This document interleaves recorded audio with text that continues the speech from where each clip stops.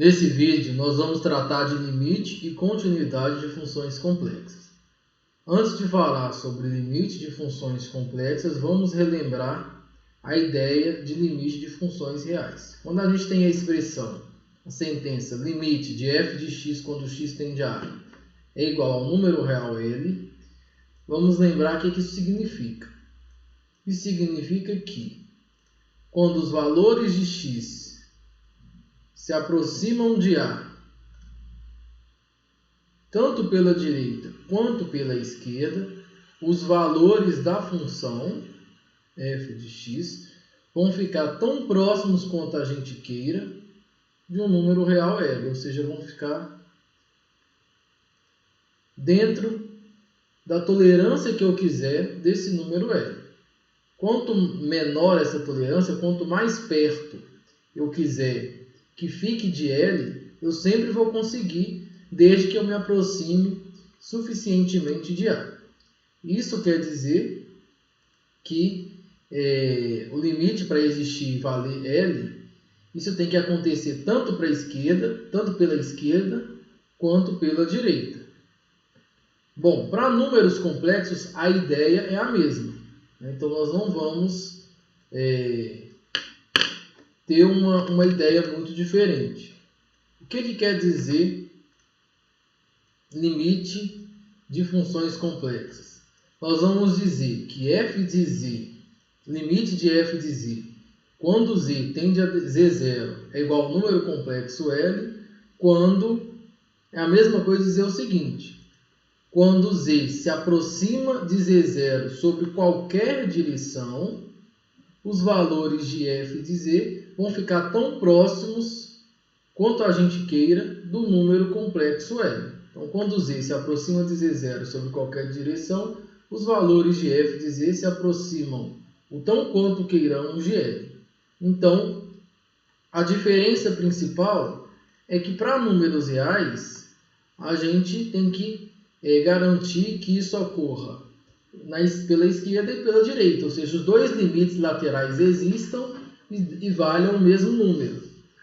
Para números complexos, como a gente representa um número complexo no plano, se aproximar de z0 e dizer que o limite vale o número complexo L, o número complexo L, então, na verdade, a gente também tem que representar ele no plano, porque ele tem como se ele tivesse duas coordenadas, não é só uma, não tem como fazer gráfico, mas tem como colocar em planos distintos E0 e L. Então, o que eu quero dizer com essa expressão? Limite de f de z, quando z tende a z0, é igual a L.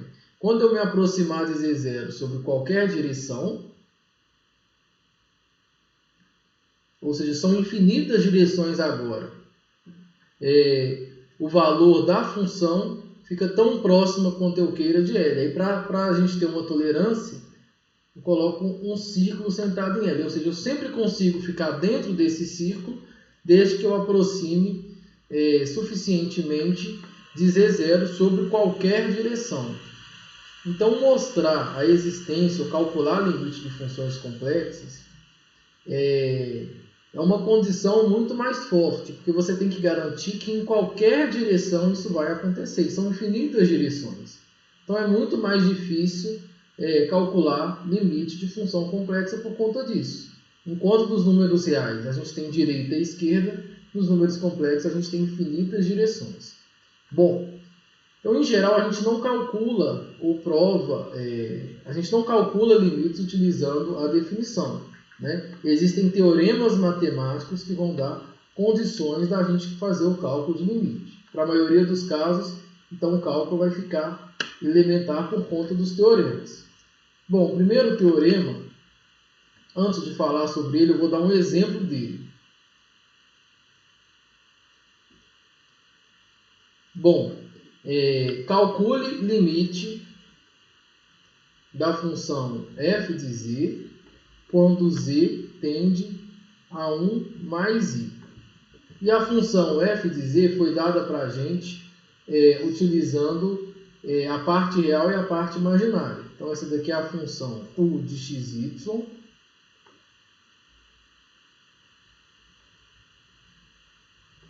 e v de xy. Então, parte real e parte imaginária da função. O que esse teorema vai dizer? Basicamente o seguinte: calcular limite da função f de z dá na mesma de calcular o limite na parte real e calcular o limite na parte imaginária. Fazer esse limite separado. E aí nós vamos estar calculando limites em funções. Essas funções u e v são funções de duas variáveis, cuja resposta da conta dá uma variável só. Então são funções de R2 em R. E aí a gente utiliza resultados do cálculo real para calcular esses limites. Né? Calcular limite de funções reais, para a maior parte das vezes, é muito simples, porque as funções reais são todas contínuas, né? Exceto quando elas são definidas por partes. Né? Muitas vezes as funções reais, quando são definidas assim, quando divide em várias sentenças, né? Aí sim a gente tem que ter cuidado, porque quando você muda de intervalo e passa de uma sentença para outra, você pode ter ali uma quebra de continuidade. Né? Então, tirando esse caso, as funções elementares, né? Polinomiais, racionais, logaritmo, trigonométricas, exponenciais e todas as inversas são todas funções contínuas em seus domínios. Isso quer dizer que se o ponto está no domínio, basta substituir o ponto na fórmula. Basicamente é isso que nós vamos utilizar. Quando o ponto não está no domínio, aí esses pontos geralmente são pontos que zeram um denominador, né? São aqueles casos que a gente quer fazer limite quando o x tende a 4, por exemplo, e o 4 zera o denominador. Aí nesse caso, ou a gente utiliza a regra de L'Hopital, para funções complexas também tem regra de L'Hopital, ou a gente fatora e tenta cortar esse fator que zera o denominador. A gente elimina, vamos dizer assim, aquele fator que está atrapalhando a gente calcular o limite. Bom, então vamos voltar no nosso exemplo. O teorema vai dizer o seguinte: calcular o limite da função f de z dá na mesma de calcular o limite da função 1 e o limite da função v. Então eu vou calcular limite de u de xy e u de xy. Então eu vou substituir x2 mais y. Só que agora a gente tem que lembrar o seguinte: fazer z se aproximar de 1 mais i, eu tenho que passar isso para as letras x e y.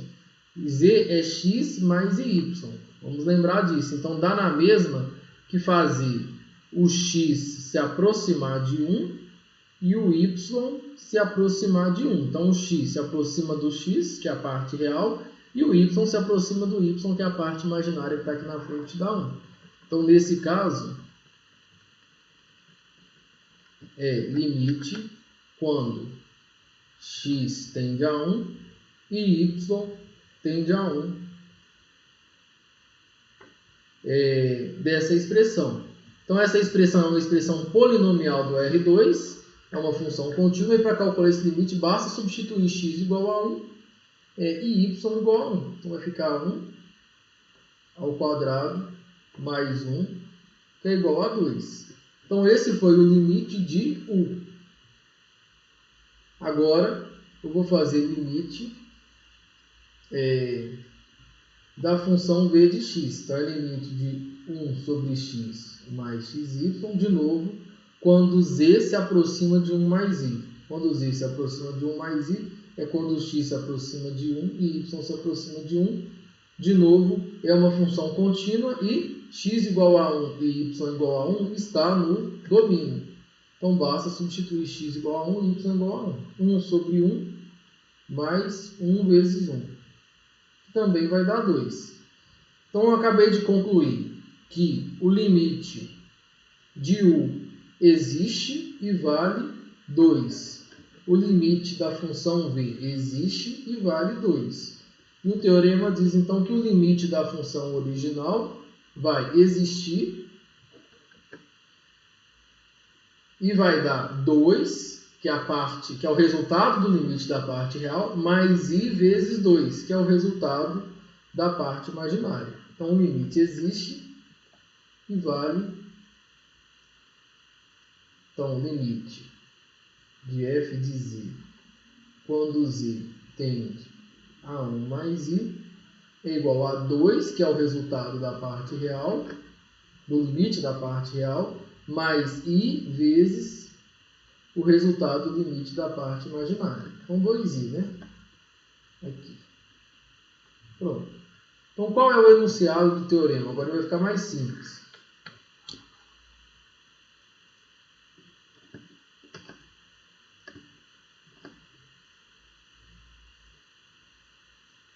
Então, o teorema 1 foi o que eu apliquei e agora eu estou enunciando. Suponha que f de z é dado em termos da parte real e parte imaginária, e z0 é igual a x0 mais y0. É justamente o ponto que eu vou me aproximar, no nosso caso lá, inclusive, é 1 mais i. E L, esse L é o candidato a limite. Inicialmente a gente nem vai ter ele, né? O L é o candidato ao limite. O que eu vou fazer? Qual que é o enunciado do teorema? O limite de f de z, quando z tende a z0, é igual a um número complexo L, se somente se o limite da parte real, quando x e y se aproxima de x0 e y0, que são a parte real e parte imaginária de z0, se esse limite der o zero, e o outro limite da função v der v0, quando x se aproxima de x0 e y0. Isso quer dizer que o resultado da função lá, original, o limite, existe e vai valer o valor de L. O que é o valor de L? É o resultado de U0, que é o resultado do limite da parte real, mais I vezes o resultado do limite da parte imaginária. Então é um teorema, né? É mais fácil aplicar do que enunciar. Bom, então esse é o principal resultado para cálculo de limite de funções complexas. Se a função complexa não aparecer dessa maneira, na forma parte real e parte imaginária, a gente já sabe como escrever essa função em termos da parte real e imaginária. Então, talvez você tenha que fazer algum procedimento antes. Bom, mas para a maioria das vezes nós nem vamos precisar utilizar esse teorema, porque a maior parte das funções complexas são contínuas. E função contínua é só substituir o valor do ponto lá na expressão da função para calcular limite. Porque função contínua são funções que satisfazem essa propriedade aqui. Ó.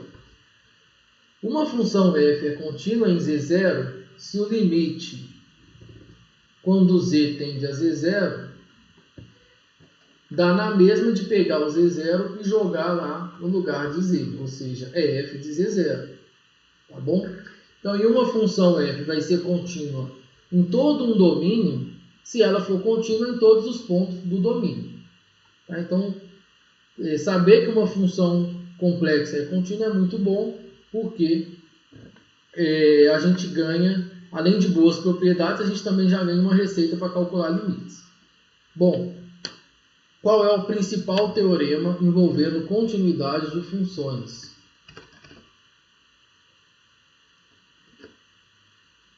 É o nosso teorema 2. Ele vai dizer o seguinte: se você tem uma função f, uma função complexa, dessa maneira, em termos da parte real e parte imaginária, u de xy mais iv de xy, f é contínua, a função complexa é contínua se somente se, ou seja, dizer que ela é contínua é equivalente a dizer que u e v são funções contínuas. Então, esse é o principal teorema que vai garantir a continuidade de funções complexas. Vamos dar um exemplo.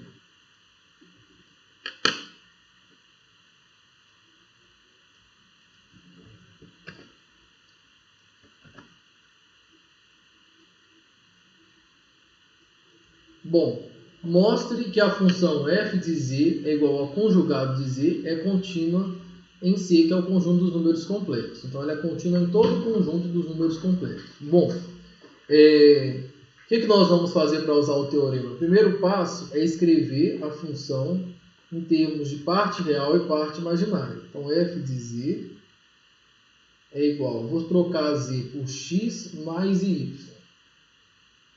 Pronto. E o conjugado é x menos y. Então, essa é a expressão da função f de z em termos da parte real e parte imaginária. A função u, nesse caso, é x. U de xy é a função de duas variáveis, só que a variável y nem aparece, né? Então fica só x. E a função v de xy é quem está na frente do i, é menos y. Então isso daqui é igual a x. Observe que as expressões de u e as expressões de v são expressões que são contínuas em R2. Né, porque são polinomiais. Quando eu digo polinomiais, funções de duas variáveis polinomiais são funções, são somatórios de expressões assim. Pode aparecer x elevado a alguma coisa,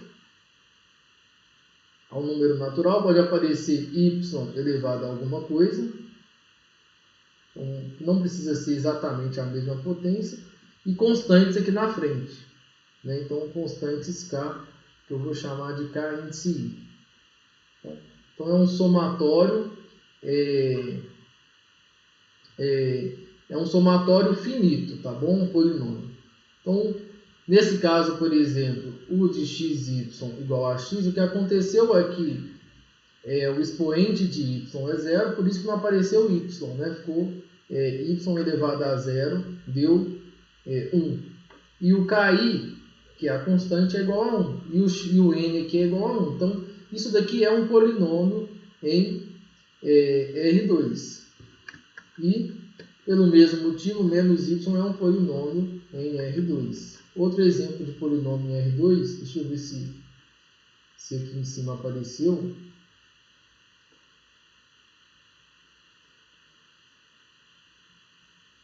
Bom, mais um exemplo de um polinômio em R2. Né? É um somatório, né, de expressões daquele tipo lá. Bom, aqui não é um polinômio em R2, né, por conta do x no denominador. Mas isso daqui, 1 sobre x, é uma função racional, é um quociente de polinômios. E funções racionais também são contínuas desde que esteja no domínio, né, porque ele tem um problema de domínio. Bom, então vamos voltar lá para o problema. Basicamente, nosso exercício está resolvido. Né? Como que justifica? Né? Mostra que f de z é contínuo em C. É só uma justificativa. Né? Como u e v são contínuas em R2, vou deixar um espaço para escrever o R2, a função f é contínua em C. Bom.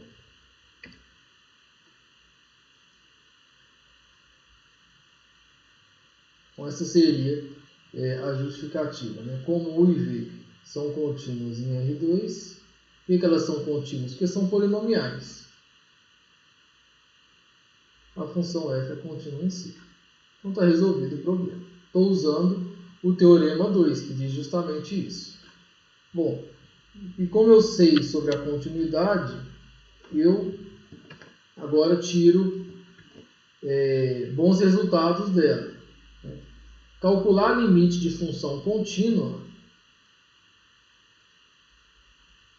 é muito simples. Eu quero calcular limite de quando z tende a 1 mais i da função f de z igual a conjugado de z. Eu já sei que a função conjugado de z é uma função contínua. Basta eu substituir 1 mais i lá na expressão da função. Nesse caso, a expressão da função é o conjugado. Então, limite quando z tende a 1 mais i de f de z é fazer o conjugado de 1 mais i, que é igual a 1 menos i. Então, nós trocamos o problema de calcular limite por calcular a imagem de um ponto. Bom, gente, alguns resultados ainda melhores e imediatos a gente tem para quando a função complexa é polinomial. Então, olha só, para funções polinomiais, nós vamos ter que todas elas vão ser contínuas, assim também vai acontecer para funções racionais. Então, vamos definir o que é uma função complexa polinomial. Uma função complexa f é polinomial se ela é uma expressão desse tipo. Ou seja, a definição de f ser polinomial diz que na variável z, a função pode ser escrita dessa maneira. Uma constante vezes e elevado a n, outra constante vezes e elevado a n menos 1, outra constante vezes z, somado com uma constante lá no final. Bom, isso é uma expressão polinomial e quando a função complexa tem uma expressão desse tipo, a função é polinomial. Então essa é a definição de função polinomial.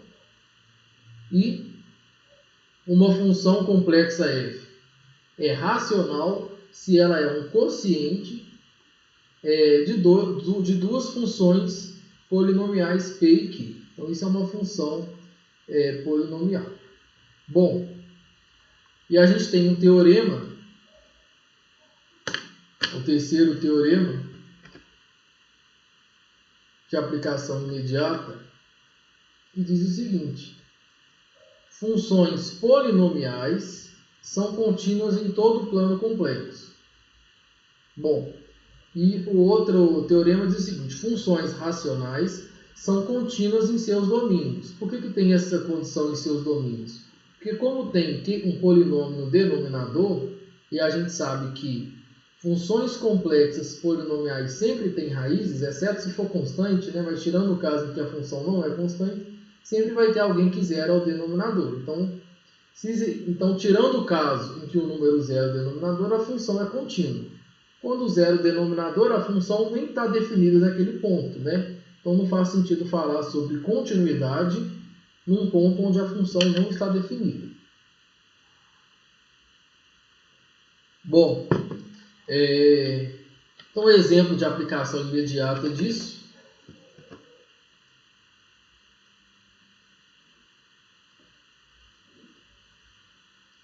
Exemplo, calcule o limite quando z tende a i de f de z e f de z tem essa expressão aí. Bom, então aqui eu já enxergo que essa expressão é polinomial, é uma constante vezes z ao quadrado mais outra constante. Se é uma função polinomial, você já sabe que é uma função contínua. E se é uma função contínua, calcular o limite é só substituir o ponto lá. Então nem preciso usar os outros teoremas anteriores. Já uso o teorema direto para polinômio. Então limite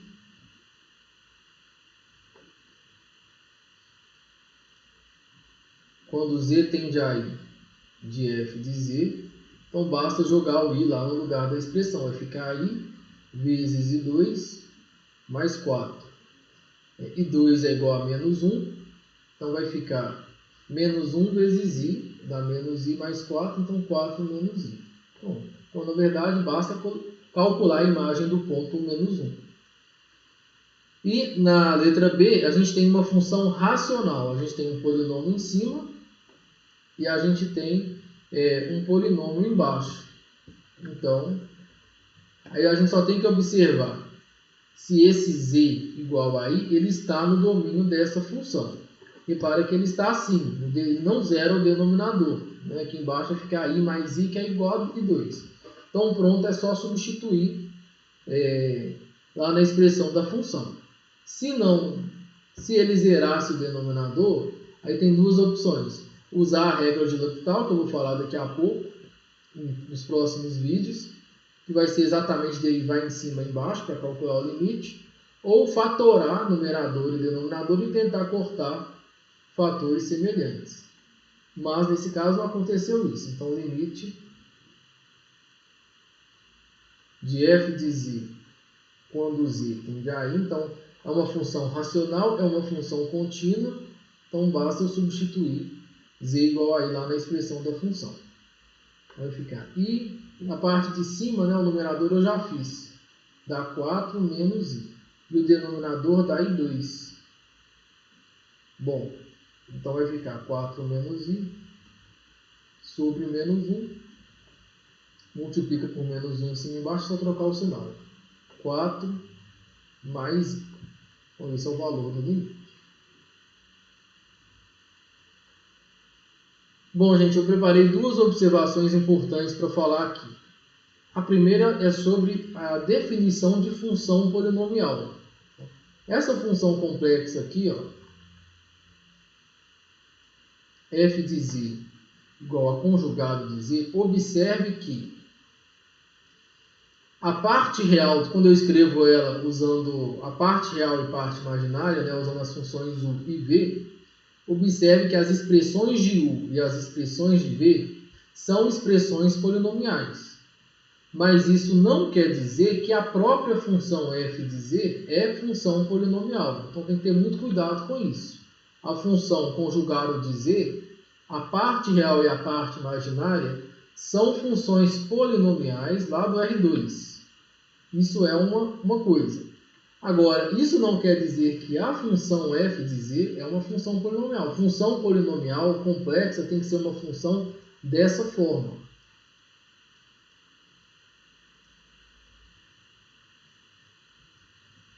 Dessa forma aqui. E dessa forma aqui não aparece conjugado. A não ser que você consiga manipular o conjugado de z e escrevê-lo dessa maneira. Mas isso é impossível, eu já adianto para vocês. Que a função conjugado não é polinomial. Então, tem que ter cuidado na hora de diferenciar essas duas coisas. A função, nós vamos ver que geralmente as partes reais e parte imaginária de funções complexas são polinomiais.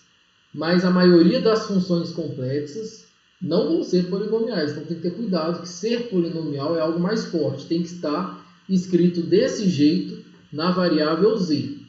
Então se você conseguir escrever a função na variável z exatamente dessa maneira, aí sim você pode falar que é uma função complexa polinomial. E a segunda observação é sobre quando a função complexa está dessa forma aqui, ó. F de z é igual a u de r θ mais i seno de r θ. Um exemplo, f de z é igual a r cosseno θ na parte real mais i r vezes θ. O que acontece? Por que não tem teoremas? Vamos supor aqui que eu estou trabalhando, né, já que apareceu aqui argumento, para ser função eu tenho que falar qual que é o jeito que eu pego esse argumento. Então eu vou trabalhar utilizando argumento principal. O que acontece com essas funções? Essas funções são problemáticas porque elas tendem a ser descontínuas num pedaço do plano. Por quê? Porque o argumento principal, vou pegar aqui o plano complexo. O argumento principal, quando eu passo por qualquer caminho que atravessa esse eixo real negativo, o eixo real negativo é justamente esse eixo que eu estou marcando aqui. O que acontece quando eu estou na parte de cima? O argumento principal, quando eu estou aqui na parte de cima, lembra o argumento quando eu marquei ele igual um ponto de amarelo? Repara que o ângulo aqui é muito próximo de 180 graus. E quando o ângulo é muito próximo de 180 graus, o argumento principal ele fica muito próximo de π. Acontece quando eu estou caminhando e eu passo em cima dessa reta, exatamente em cima dessa reta, que eu marquei ali de roxo alguns pontos. O argumento principal vale π, porque ele é fechado aqui, ó. Ele é fechado do lado direito. Então, pontos em cima aí dessa reta tem argumento principal π. E quando eu atravesso essa reta, ao invés de aqui embaixo, né, aumentar um pouquinho além de π, né, que seria uma situação de continuidade, né, você continua aumentando, é o valor do argumento principal, há uma quebra, né? O argumento principal aqui ele vai direto, ele dá um salto e volta a ser muito próximo de menos π, ou seja, ele estava lá sobre o argumento principal, então, à medida que eu vou girando nesse sentido, ó, ele começa no zero, o argumento principal vai aumentando. Quando eu vou chegando ali exatamente em cima do eixo real negativo, que são esses pontos de roxo aí, o argumento principal, o ângulo do argumento vale π e o próprio argumento principal vale π. Aí, à medida que eu vou caminhando mais, o ângulo passa a ser maior do que π. Mas o argumento principal, ele fica muito próximo de menos π. Ou seja, eu caí aqui do outro lado. Aí eu continuo girando nesse caminho. Aí o que vai acontecer com o argumento principal? Ele vai aumentando até chegar no π de novo. E aí depois há uma descontinuidade dele, né? E volta a ser muito próximo de menos π. Então, isso é problemático, porque quando você vai calcular limite, na verdade nem é questão de ser contínua ou não, o próprio limite não existe. Quando você tem essas funções definidas dessa maneira, e você vai calcular limite quando o x tende a um ponto que está aqui, quando o x se aproxima por cima, lembra da ideia de que o limite tem que ser o mesmo em todas as direções. Quando eu aproximo por cima, o argumento principal fica muito próximo de π. E aí essa expressão aqui fica, pelo menos esse θ aí, vai ficar muito próximo de π. E quando eu faço a aproximação por baixo, o argumento principal fica muito próximo de menos π. Ou seja, tem uma descontinuidade ali, gera valores diferentes e o limite acaba não existindo. Então, em geral, funções definidas com parte real e parte imaginária envolvendo as letras r e θ, né, envolvendo a forma polar, elas têm problemas de continuidade, na verdade elas têm problema do limite não existir mesmo, né? No semi-eixo real negativo. Todos os pontos que estão aqui em cima vai acontecer esse problema, tá bom?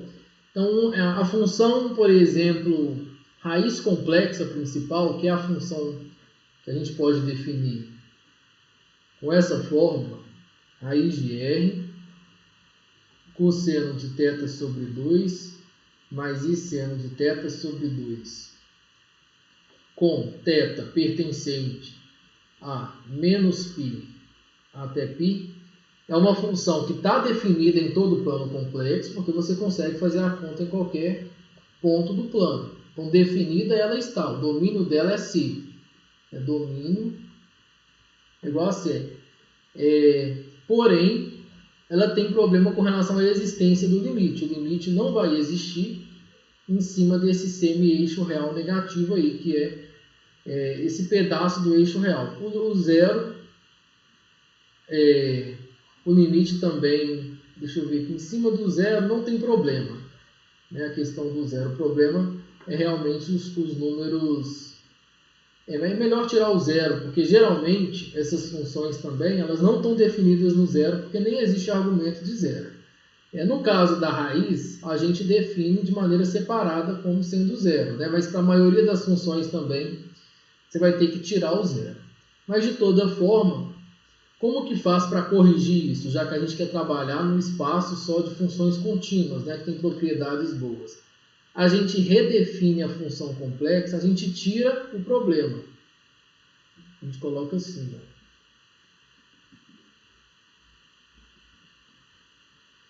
E θ pertencente a menos π e π. E aí a gente coloca esse π aberto.